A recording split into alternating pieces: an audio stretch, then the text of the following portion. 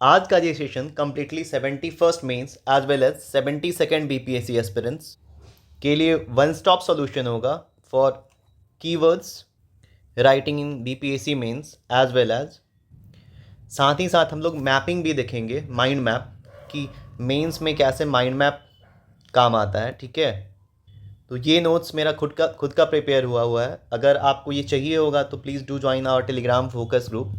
वहाँ पे हम लोग डेली एक thematic mains answer writing expected questions कराते हैं and this is a free initiative of BPSC strategy room.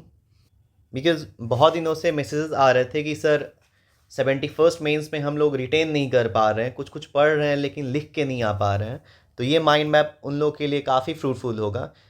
क्यों, जैसे सपोज फॉर एग्जांपल कोई क्वेश्चंस गवर्नेंस से रिलेटेड आता है तो उसके बारे में आप ऐसे माइंड मैप बना सकते हैं कि गवर्नेंस से ट्रांसपेरेंसी क्रिएट होता है और ट्रांसपेरेंसी किसके कैसे एग्जांपल ले सकते हैं। तो आरटीआई एक्ट आपको पता ही होगा, कोई भी चीज़ है उसके बारे में राइट टू इन्फॉर्मेशन एक्ट अधिकार है हमारा to maintain what transparency.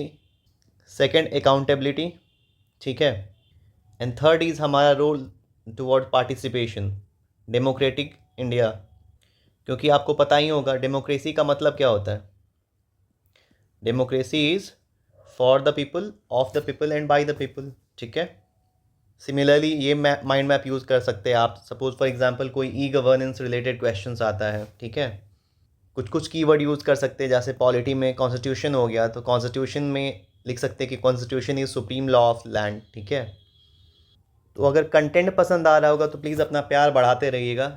As we know sharing is caring. ठीक है, तो शेयर कर दीजिएगा क्योंकि आगे भी हम लोग ऐसे ही बहुत सारे फ्री इनिशिएटिव आप लोग के लिए ले आ रहे हैं हमारे फोकस ग्रुप में। आगे बढ़ने से पहले हम कुछ बताना चाहते हैं, जैसे डायरेक्टिव वर्ड्स। डायरेक्टिव वर्ड्स का मतलब क्या होता है। जैसे ये 69th का क्वेश्चन पेपर है, 69th बीपीएससी का। ठीक है, तो ये सपोज कीजिए एक्सप्लेन बोल रहा है, एक्सप्लेन करने, फिर यहाँ पे एक्सप्लेन बोल रहा है, ट्रिकल डाउन थ्योरी, तो यहाँ डिस्क्राइब बोल रहा है ना। तो ये डायरेक्टिव वर्ड्स होते क्या हैं। बहुत सारा आंसर हम लोग इवेलुएट करते हैं तो उसमें हम एक चीज़ नोटिस करते हैं कि डिस्क्राइब दिया हुआ है, एक्सप्लेन दिया हुआ है, क्रिटिकली एग्जामिन दिया हुआ है ना। सारे में आंसर्स बच्चे 90% बच्चे वहीं आंसर लिख के आते हैं। जैसे एक्सप्लेन दिया हुआ है तो वहीं लिख रहे हैं, डिस्क्राइब दिया हुआ है तो वहीं लिख रहे हैं। तो डायरेक्टिव वर्ड्स का बहुत इंपॉर्टेंट है।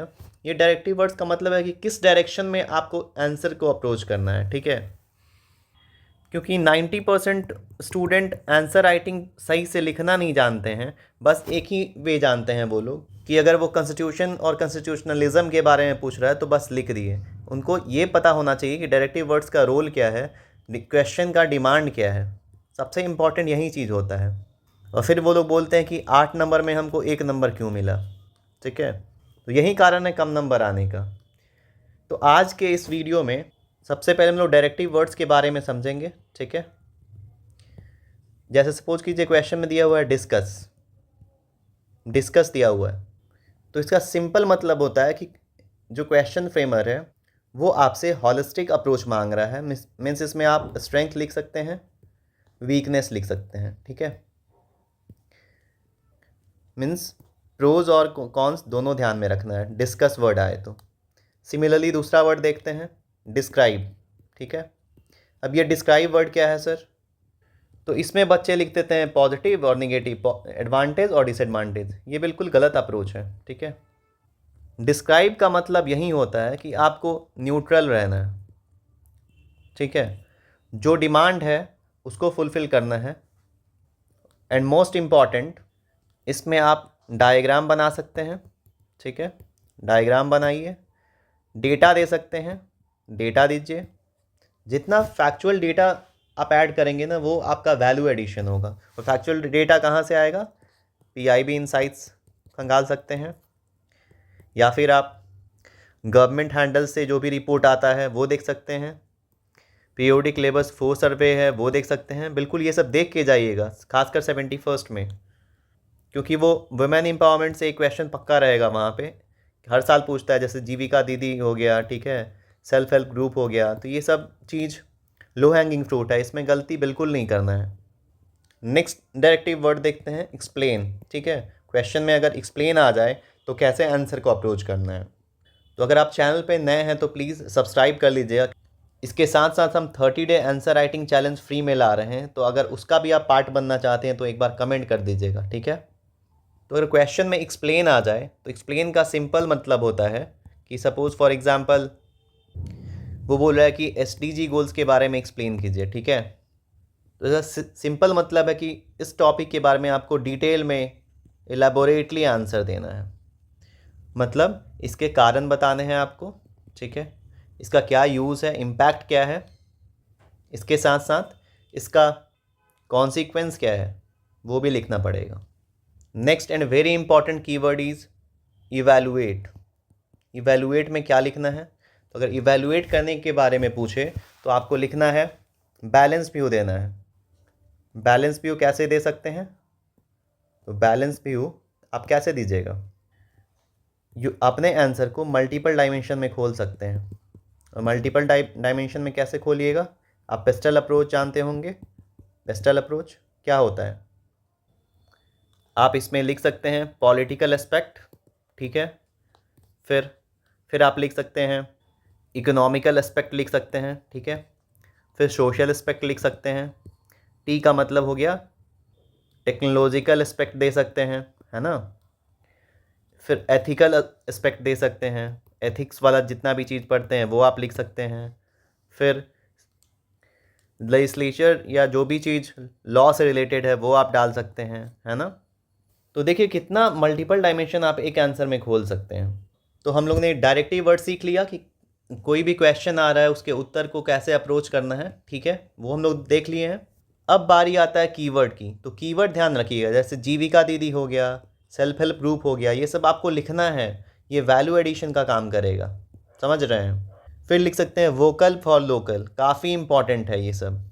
कोई भी क्वेश्चन अगर वो पूछ रहा है कि रूरल इंफ्रास्ट्रक्चर के बारे में पूछ रहा है तो उसमें लिख सकते हैं कि vocal for local is one of the important aspect for विकसित भारत, है ना। फिर लिख सकते हैं आत्मनिर्भर भारत टू विकसित भारत। फिर हो गया आपका सहकार से समृद्धि स्कीम। फिर पूरा स्कीम, पूरा का मतलब होता है providing urban amenities in rural areas, मतलब जो भी लोग ग्रामीण क्षेत्र में हैं तो ग्रामीण क्षेत्रों में शहरी सुविधाएं अगर उनको प्रदान करना है तो उसके लिए पूरा स्कीम है। तो ये सब चीज़ पीटी के लिए बहुत इंपॉर्टेंट है, प्रीलिम्स के लिए भी। एंड अगर आप 72nd बीपीएससी के सीरियस एस्पिरेंट्स हैं तो आपको एक मैं चैलेंज देना चाहता हूँ, आप मेरे फोकस ग्रुप टेलीग्राम ग्रुप से जुड़ जाइएगा। वहाँ पे हम लोग NCERT simulator based test free of cost daily basis पे कराते हैं। उसके साथ साथ हम लोग इसका कट ऑफ देते हैं।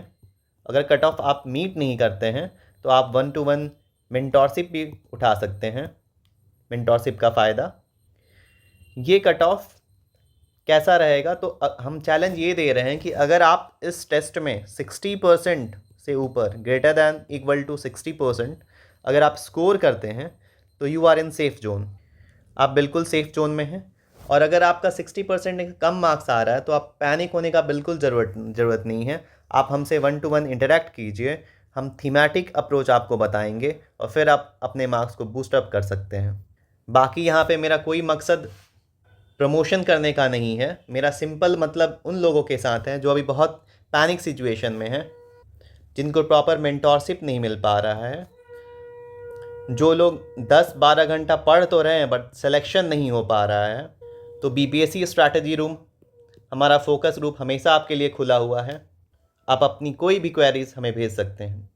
नेक्स्ट देखते हैं कीवर्ड में, तो मेक इन इंडिया हो गया, इसमें आप लिख सकते हैं कि AI mission of Bihar add कर सकते हैं, ये आपके वैल्यू एडिशन का काम करेगा, ठीक है। फिर डेटा डेमोक्रेटाइजेशन के बारे में बात कर सकते हैं, इसमें आप डेटा सिक्योरिटी भी ऐड कर सकते हैं, है ना। तो आंसर्स को मल्टीपल एस्पेक्ट्स में जितना आप ऐड कीजिएगा उतना आपका मार्क्स इंक्रीज़ होगा, ठीक है। बार बार आप लोग पूछते हैं ना मार्क्स कैसे बढ़ाया जाए, फिर ऐसे फ्लो चार्ट बना सकते हैं कि 3S का मतलब क्या है। जैसे वो पूछ देगा कि गति शक्ति स्कीम, ठीक है, गति शक्ति है ना, PM गति शक्ति, तो उसमें आप लिख सकते हैं कि स्पीड, सिंप्लिसिटी, सर्विस, है ना, 3S ऐसे चार्ट बना के। तो ये आपके आंसर्स में फ्रूटफुल एडिशन करेगा। फिर आप लिख सकते हैं 7 निश्चय स्कीम, अभी जो 3 चल रहा है उसके बारे में लिख सकते हैं, है ना। तो आप बहुत अगर सीरियस कैंडिडेट हैं और अच्छे से पढ़ रहे हैं तो हम आपको एक क्वेश्चन दे रहे हैं कि इस बार के बिहार दिवस, हमारा बिहार, विकसित बिहार, है ना, बिहार दिवस 2026 का थीम क्या है, आप मुझे कमेंट करके बताइएगा। फिर ऐसे कुछ स्टार्ट कर सकते हैं, एमएसएमई के बारे में हमेशा पूछता है।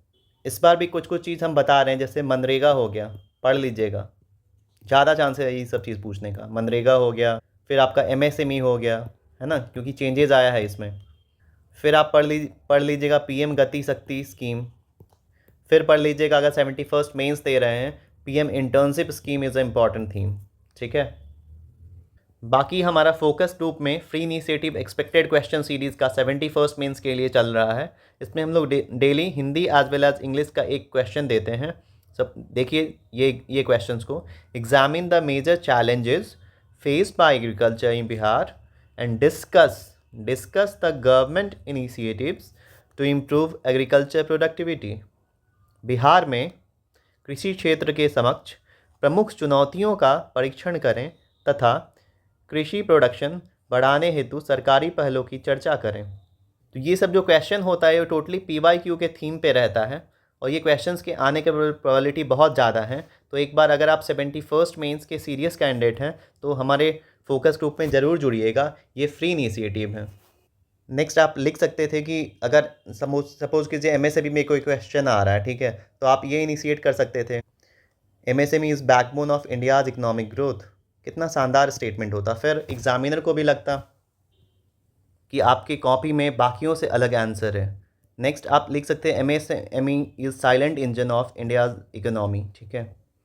ये सब का अगर PDF चाहिए होगा तो please join our Telegram focus group. जैसे इंडियन इकोनॉमी के बारे में कुछ क्वेश्चन आया तो आप ऐसे बना सकते हैं, एम्प्लॉयमेंट, इनोवेशन, एक्सपोर्ट्स, है ना। फिर एक भारत श्रेष्ठ भारत की पहल जो है वो आप लिख सकते हैं, कोई भी क्वेश्चंस उससे रिलेटेड आए। फिर वन नेशन वन सब्सक्रिप्शन हो गया या फिर वन नेशन वन इलेक्शन हो गया, लास्ट ईयर पूछा हुआ है तो इस बार वन नेशन वन सब्सक्रिप्शन पूछने का ज़्यादा चांस है ना। फिर डेमोग्राफिक डिविडेंड आप पढ़े होंगे तो ये इसमें लिख सकते हैं कि इंडियाज़ ग्रोथ अपॉर्चुनिटी विंडो, है ना। आप कमेंट करके बताइएगा कि डेमोग्राफिक डिविडेंड जो होता है उसमें कितने से कितने साल के लोगों को कंसीडर किया जाता है, ठीक है। फिर डिसेंट्रलाइजेशन हो गया, इसमें आप फ्लो चार्ट बना सकते हैं, lower to higher order priority. फिर जोग्राफ़ी या इन्वायरमेंट से रिलेटेड कोई क्वेश्चन आए तो मानसून में लिख सकते हैं कि monsoon is life line of Indian agriculture. Monsoon जो है हमारे भारतीय कृषि का संजीवनी बूटी है, लाइफ लाइन है। रिवर्स के बारे में लिख सकते हैं कि rivers are like arteries of civilization. Forest की कोई क्वेश्चन आया, लास्ट ईयर वो मैंग्रोव फॉरेस्ट पूछ चुका है, तो फॉरेस्ट या इन्वायरमेंट रिलेटेड टॉपिक्स भी हम कवर कराएंगे with expected question series. Forest में लिख सकते हैं आप, forest are green lungs of earth, है ना। फिर सस्टेनेबल डेवलपमेंट तो हर साल पूछ ही रहा है, तो सस्टेनेबल डेवलपमेंट वहीं थीम बार बार रिपीट हो रहा है, तो वहीं सीरियस एस्पिरेंट्स क्या करेंगे, उस थीम के रिगार्डिंग ये जॉट डाउन कर लेंगे इंपॉर्टेंट पॉइंट, उसको कीवर्ड के तौर पे आंसर में लिखेंगे and that will enhance there marks. तो सस्टेनेबल डेवलपमेंट में लिख सकते हैं balance between growth and development. फिर ये गवर्नेंस वाली चीज़ मैंने समझा दी थी। अब जैसे कोई क्वेश्चन गुड गवर्नेंस के बारे में आए या गवर्नेंस के बारे में आए तो आप स्मार्ट ऐसे लिख के फिर बता सकते हैं गुड गवर्नेंस का मोटो क्या है, simple, moral, accountable, responsive, transparence. अगर जुडिशियरी रिलेटेड कोई क्वेश्चन आ जाए सर तो कैसे स्टार्ट करेंगे, कैसे लिखेंगे उसमें, तो जुडिशियरी के बारे में लिख सकते हैं, judiciary is called guardian of Indian constitution. इसके रिलेटेड कुछ केसेस भी याद कर सकते हो आप, जजमेंट वगैरह। अगर आप बोलिएगा आगे तो फिर जजमेंट रिलेटेड भी हम इम्पॉर्टेंट जो शॉर्ट नोट्स है मेरा वो भी आपको शेयर कर देंगे, ठीक है, जो हम लोग UPSC या जो भी एग्ज़ाम में यूज़ करते हैं। फिर फेडरलिज्म से कोई क्वेश्चन आए तो उसमें आप लिख सकते हैं यूनिटी इन डाइवर्सिटी स्ट्रक्चर, है ना। हमारे कंट्री में इतने सारे डाइवर्सिटी होने के बाद भी हम में एकजुटता है, इसके बारे में फेडरलिज्म बताता है। फिर इसमें लिख सकते हैं सेंटर स्टेट रिलेशन के बारे में भी लिख सकते हो आप। पार्लियामेंट से तो हर साल क्वेश्चन आता है, तो आप एक लाइन ऐड कर सकते हैं, parliament is also called as temple of democracy. आगे कुछ कंक्लूजन से रिलेटेड, निष्कर्ष से रिलेटेड कुछ कीवर्ड्स हम बता देते हैं। जैसे निष्कर्ष से रिलेटेड ये सब कीवर्ड आप यूज़ करके वैलिडेशन कर सकते हो। ट्रिपल पी अप्रोच के बारे में आप बता सकते हैं, जो कि आजकल बहुत चर्चा में है, जैसे पब्लिक प्राइवेट पार्टनरशिप स्कीम।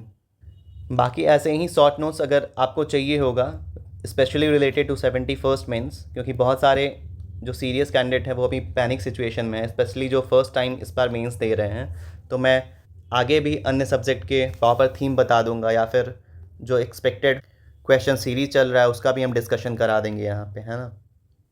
तो अगर कंटेंट पसंद आया होगा तो अपना प्यार बढ़ा दीजिए, और इस पूरे सेशन में 15 मिनट के सेशन में आपको 1% भी कोई फ़ायदा होगा तो लाइक शेयर भी कर दीजिएगा, ठीक है। ओके देन फ्यूचर ऑफिसर्स, अच्छे से पढ़िए और मुस्कुराते रहिए। बहुत बहुत धन्यवाद।